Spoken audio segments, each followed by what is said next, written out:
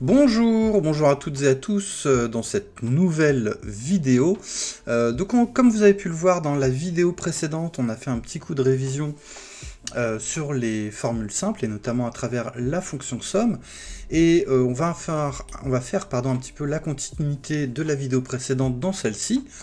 Cette fois, donc, on va revoir très brièvement le principe des additions.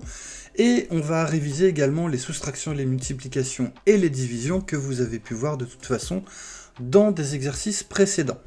Alors pour faciliter la compréhension, je vous ai indiqué, donc ici, là, on a les additions, les soustractions, multiplications et divisions. Et à chaque fois, j'ai repris juste les mêmes chiffres. On a d'abord 1000 € et 500 €. Alors là, qu'est-ce qu'on veut faire? Une addition toute simple.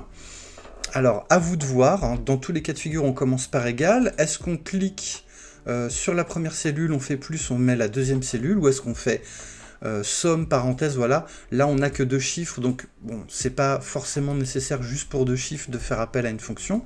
Donc je fais celle-ci plus celle-là, et je valide sur entrée, donc l'addition, c'est 1500 €. Très bien. Maintenant, je veux faire ici la soustraction.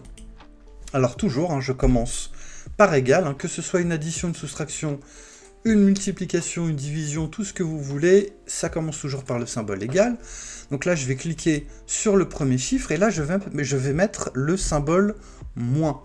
Donc je rappelle que les symboles de calcul, donc plus, moins, multiplier, diviser, se trouvent sur ce qu'on appelle le pavé numérique. C'est la partie tout à droite de votre clavier où il y a des chiffres. Voilà, vous avez aussi tous les symboles mathématiques pour faire vos calculs.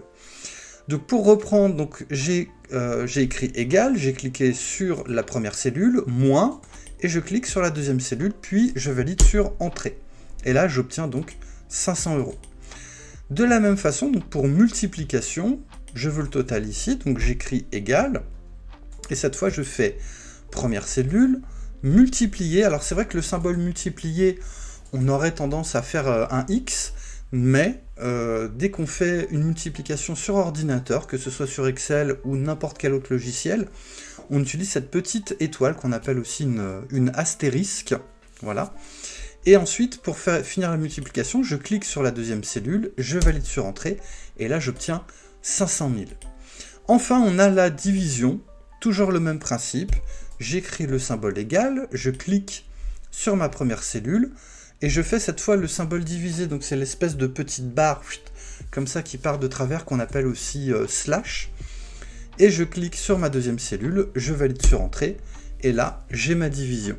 Voilà, donc tout simplement, pour rappel, une addition c'est le plus, une soustraction c'est le moins, une multiplication c'est la petite étoile, et une division c'est le slash, la barre comme ça qui part de travers. Voilà, j'espère que cette petite vidéo vous a aidé un petit peu à réviser ces petites choses.